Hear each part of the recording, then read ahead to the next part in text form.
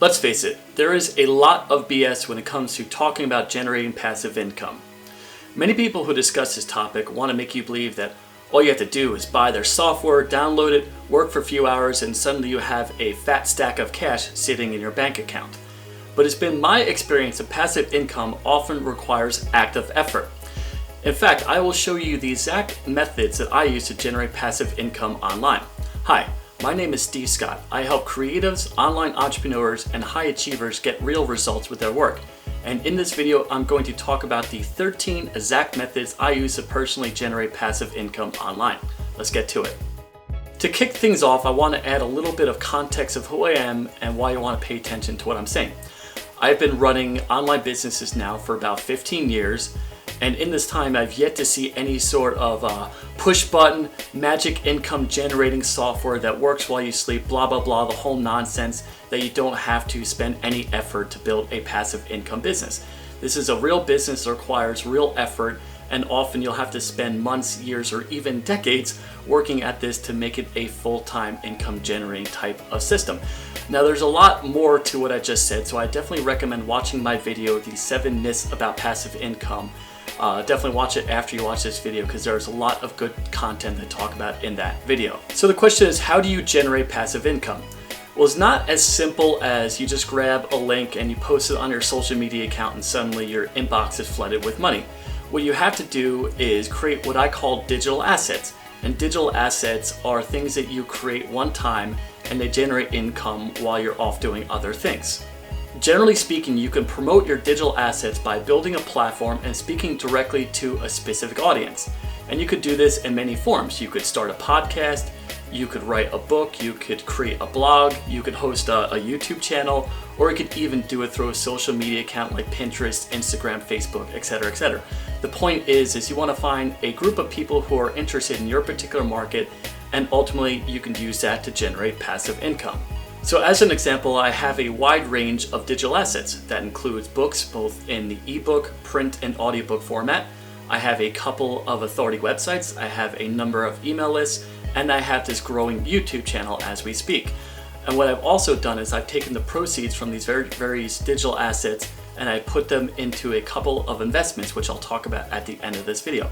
The point is I spend most of my time creating these digital assets, and ultimately them together have created a full-time income on the internet. So let's now talk about the 13 ways that I generate passive income. Now, before we kick things off, I do want to say that there is a lot of information I'm going to throw at you. So I would strongly urge you to look in the description box of this video because I provided a wealth of information with links and resources that you can check out if you are interested in a particular income model. First up is the self-publishing sources of income. What I love about self-publishing is you can write a book one time and generate income from a variety of sources. Now, when it comes to self-publishing, you have two basic options. Option number one is you go exclusive on Amazon, where you specifically put your books just on their platform and nowhere else. Now, the second option is you can put your books on Amazon and also a variety of other book platforms. Now, there is a lot of nuances to this decision, and if you want to learn more, just ask me a question and I can create a video about this in the future. So the first source of income I'd like to talk about is ebooks, specifically ebooks through the Amazon platform. So to learn more, simply go to kdp.amazon.com. Now, when it comes to selling ebooks on Amazon, there are two main income models. So there are people that directly buy your book, so they spend $5 on your book, and you get a royalty rate, which is about 70% per book sold. Now, there's another option where there is something called pages read through the Kindle Unlimited program. Now, Kindle Unlimited is similar to Netflix, where people pay for a subscription, they read your book, and you get a commission based off of how many pages they read. Now, all this is not a lot on the individual level, so you only get a few dollars per book sold royalty rate, and you only get about half cent per page read. So it doesn't seem like a lot, but if you can write a lot of books, or if you can have a couple of bestsellers, these small amounts of income can add up to be a lot on a daily basis. And this is what has happened to me. I've had a couple books take off, and I have a lot of books on Amazon. So in aggregate, all these books together have generated a substantial income every single day. And that leads us to number 2, physical books and journals. What's also cool about the KDP program is there's something called KDP Print. You could upload a variation of your ebook and suddenly magically you have a print book that you can also sell to potential customers. Now a lot of times there are people that just prefer a print book over an ebook, so you can generate income that way. But what you can also do is you can also create physical journals, and this is something I've done as well, where I have a couple books that talk about specific habits and people buy this journal and then they fill it out like you would with any other journal. Now, again, this is not a lot of money per sale of physical book. It's about $4 to $7 per sale. So again, it is a volume business, but when you stack that on top of ebooks, it can add up to a substantial amount of money. And then there's number 3, audiobooks. You could take the same content that's in ebook form and print form and use it to create an audiobook. Now this is an audiobook that you narrate, or you can hire someone or do a royalty split with a narrator. Now when it comes to selling ebooks, you can sell them directly on the Audible platform, which can be found through acx.com. Now when it comes to ACX, there is 2 basic options. You could do a exclusivity rate where you're signed up, locked in for 7 years, where you could sell your books for about 40% of the price that they offer. Or you could do non-exclusive where you sell for 25% royalty rate. Now I personally like exclusivity. I'm starting to second guess it with a lot of changes that are happening with ACX, but generally speaking, I like the platform. When it comes to the income you could generate with audiobooks, it's not a lot. It's anywhere from $3 to $5 per sale. But what's also interesting is Audible offers a $50 bounty program. So if someone buys one of your books and it's one of their first 2 purchases, and then they become a 60-day member, and then beyond that, you get $50 for that particular purchase. And this income can add up to a lot. In fact, I had a book that was on the front page of Audible for a couple months in August of 2017 and beyond, and that led to a lot of bounties and a lot of sales in a short amount of time. So the income you could generate through audiobooks can be pretty substantial. Now, if you decide not to go exclusive and if you decide to put it on other platforms, then I do recommend a service like Findaway Voices and a couple others. I'll be sure to put that in the description box of this particular video. Moving on to another self-publishing source of income, number 4, foreign rights to your books. Remember, you are creating assets, and the beautiful thing about assets is you could sell them to other people. As an example, you could work with traditional publishing companies in other countries to translate your book and to put it into different languages. As an example, I have a wide range of books in Thailand, China, Japan, Brazil, Germany, Czech Republic, and there's a couple others I forget. But the point is you could strike a deal with these different companies and then they could buy the rights to your books directly for a royalty and also for an advance. Now the income that you generate from these books, it's not a lot. It can be anywhere from $700 upwards to $5,000 plus a small royalty rate once you earn out your advance. It's a good amount of money, but it's not going to be lifestyle changing money. Now, I'll be the first to say I was very lucky when I found the agent who represents me and she's able to strike all these deals on her own. But if you find yourself wanting to do this yourself, there are a couple of strategies you could use. You could use a service like babbelcube.com. Again, I'll leave a link to this in the description box. You could also work directly with a translator who will translate your books, and you could put this under your Amazon account and you could sell directly to that particular market. And this is something I've done for both. I've tried both those strategies and they still generate a little bit of income every single month. Now let's move on to the second major source of income, which is authority websites. I started my first website back in 2004 and focused on that for many years up until 2012 when I discovered self-publishing. I focused on self-publishing from 2012 to 2016, but ever since then I have jumped back into authority websites and I've thoroughly loved the process. Now what I love about authority websites is the simplicity of the model. You simply create content around a specific topic and you generate traffic and you build an audience through Google search traffic, through Pinterest, through social media, and just basically hustling, just trying to build one follower after another. Now you could generate income in a variety of ways through authority websites. You could generate through affiliate marketing, the Amazon Associates program, display ads, sponsored ads. There's just a lot of ways you could generate income with a website. And if you want a really sneaky hack, and I don't know many people who do this, is you could take the same content that you have in your books and you could put this on your blog and vice versa. Or you can even take the the content that you have from both your blog and your books, and you could use it to create YouTube videos. The point is again, the content you create is a digital asset, and you could use it in many forms, and it doesn't necessarily have to lie within book form. You could put it on a blog and also generate income by building a digital asset online. So with that in mind, let's talk about the specific strategies you can use to generate income with an authority website. Number 5 is the Amazon Associates Program. Now, Amazon had one of the first, and it has probably the biggest affiliate program on the internet. Now, affiliate marketing basically means if you promote a product and someone clicks a link that you recommend, they go out and buy a product, you get a small sales commission. And since everyone buys stuff on Amazon, there's pretty much any product available on Amazon, these recommendations can add up to a substantial amount of income. Now, as an example, if you want to look in the description box of this video or any other videos I create, if you see a link to Amazon, that is my Amazon Associates link. And I know a lot of other YouTubers who do the same, where they promote products on Amazon and they generate income through that method. Now, when it comes to Amazon Associates, there is a major downside. So they use what's called a 24-hour cookie. That means if someone clicks a link and they buy 36 hours later, you don't get the sales commission. So they have to click your link and buy something within that 24-hour period. But what's cool is someone could click a link, go see your product, but then buy something else completely not related to that product, and you still get a sales commission. So that's pretty much anything that they buy from Amazon within 24 hours. Now, it's up to 8%. They have a really detailed kind of commission structure, and I won't bore you with the details. But the point is sometimes you'll make a few cents on a click, but other times you can make upwards of $50 to $100 just from one product purchase. And I know this happened to me a while back, where someone went out and bought like the $3,000 flat screen TV, and I got $100 for that particular sale, which is pretty cool from just promoting one of my books. So what I love about Amazon is you can monetize pretty much any type of content, any type of market. As long as there's a physical product related to your market, you can put a couple of Amazon Associates links. People can click on them and you can generate income from that. And also, Amazon is trusted by most people in throughout the world, so it's not too hard to convince them that Amazon is someone that they can trust and buy from, and at the end of the day, that helps you generate an affiliate commission. Number 6, affiliate CPA offers, and that stands for cost per action. And this is an interesting affiliate model where you're compensated on someone taking an action, not necessarily buying a product.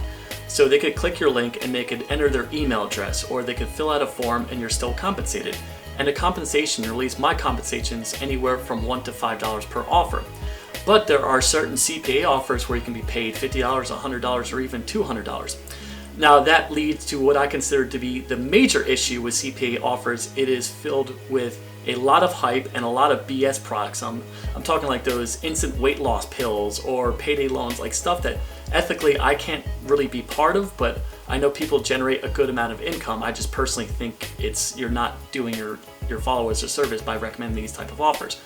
But that said, I find certain CPA offers to be very lucrative. As long as you like the product and you recommend it, all someone has to do is enter their email address and you're paid a couple dollars. And when you have a number of these CPA offers, they can add up to be a substantial amount of income.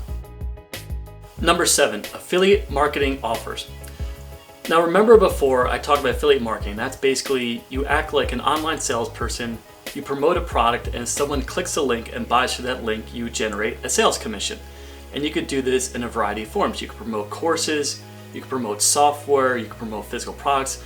Pretty much anything online, they generally have an affiliate program.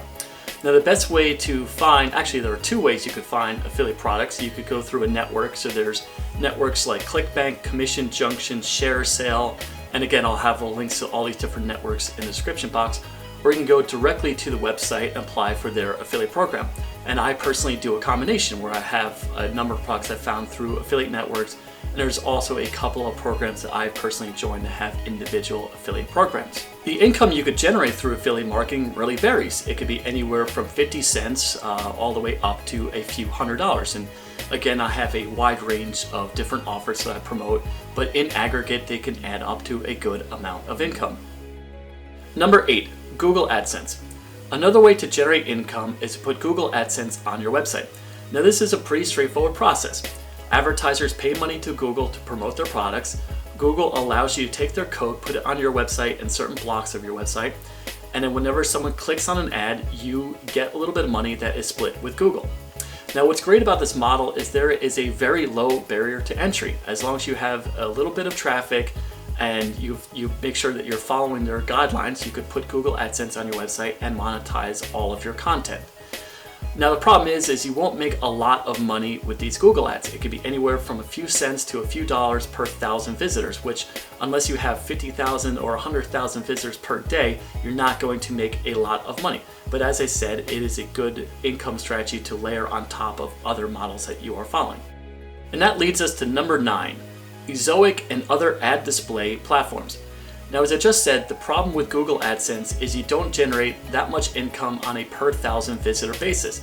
But there are ad display platforms like Ezoic that use a number of artificial intelligence and other algorithm fancy things that frankly I just don't quite understand.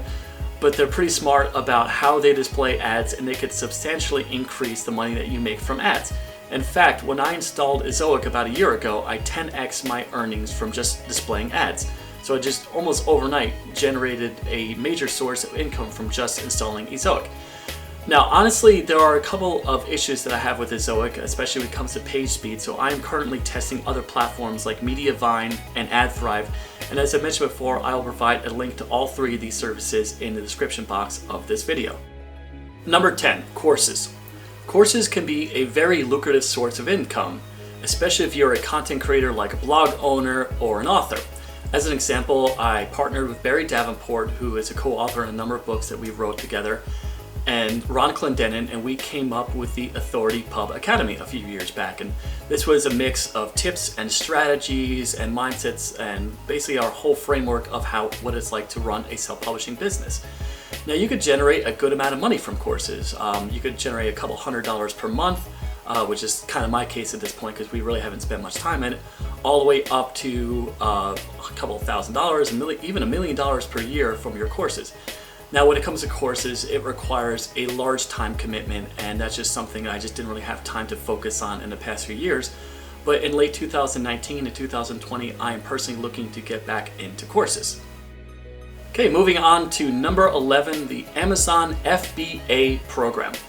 Okay, technically, I didn't do much with this program, but I did generate some sort of income, so I feel I should at least talk about it in this particular video. Now, Amazon FBA is a program where you could basically sell physical products on the Amazon platform directly to customers.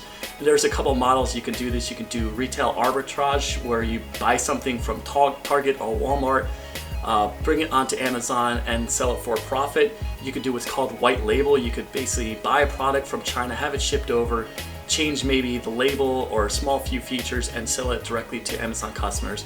Or you can create a whole new brand new product and put it on Amazon. And that's what I did with, again, my partners Barry and Ron, and we tried this in early 2018.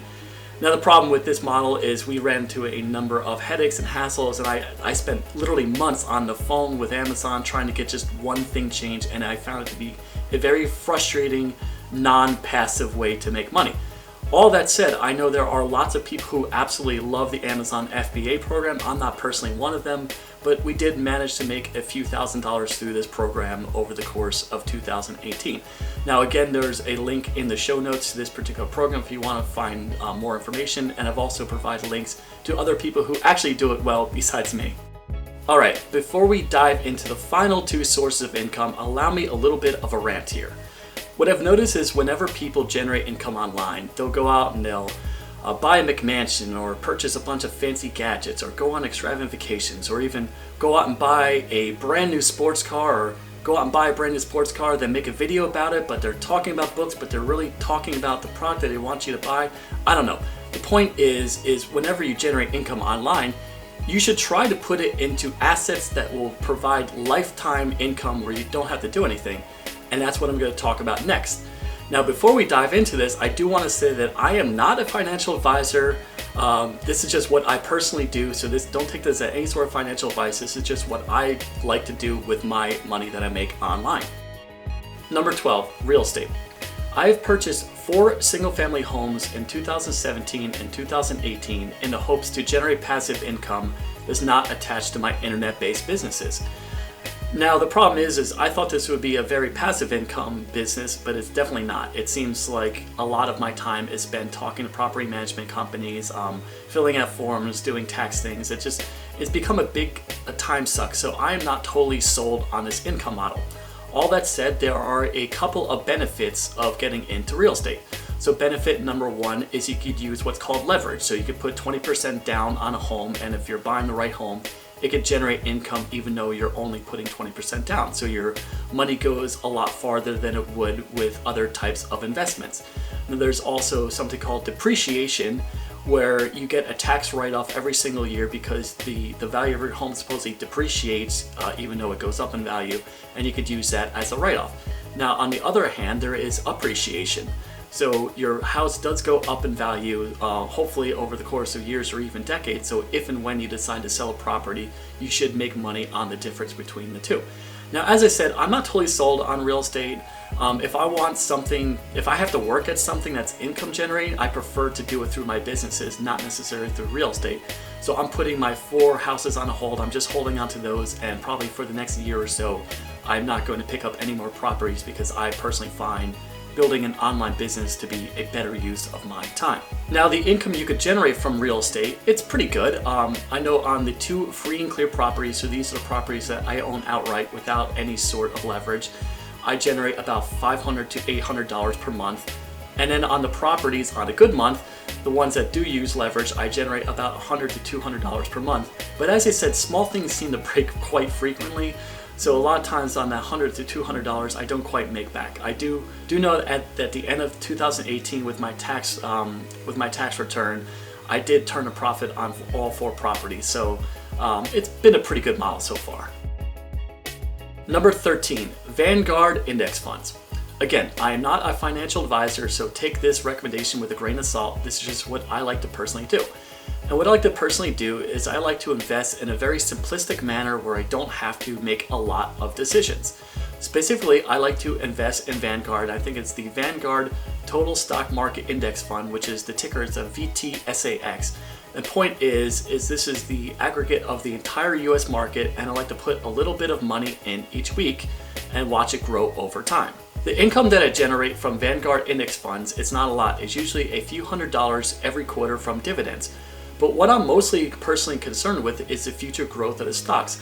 And historically, index funds, or at least the VTSAX, has grown 7% every year on average. So I'm just mostly concerned with what this income will generate 10 years from now, 20 years from now, 30 years from now. So the strategy that I like to use is something called dollar cost averaging. And I'm not going to go into technical aspects of it, but simply put, I like to put a good amount of money every single week, and that kind of evens out the ups and downs of the market. But what I like to also do is when I see a sudden drop in the market, I will put a huge amount of money right when that happens into VTSAX funds. So in December 2018, the market dropped a lot, and I bought a large amount of shares of VTSAX. But beyond that, I put a little bit of money in the market every single week. Now that was just a brief overview of index funds, and I would highly recommend reading a book called A Simple Path to Wealth by J.L. Collins. And I'll provide a link to that book in the description box of this video. But the point is you definitely want to invest in index funds, and you want to try to invest in index funds through the Vanguard website. So there you have it, 13 sources of passive income that I generated in the past year. Now I know I've thrown a lot at you, so I'm sure you have a few questions. Is there a particular passive income model you want to learn more about? Is there a question that you have about any of these topics that I cover? Do you want me to do a deep dive in any particular resource that I talked about? If so, be sure to leave a comment on this video, or if you're shy and you just want to ask a question privately, I have left a link to a survey at the bottom of this video, and you could just simply click a link and just ask your question, and I can feature it in a future video. And finally, I would love it if you subscribe to my channel and hit the notification bell, which will let you become one of the first people to be notified whenever I release a new video. Well, thanks for watching, and I will talk to you next time.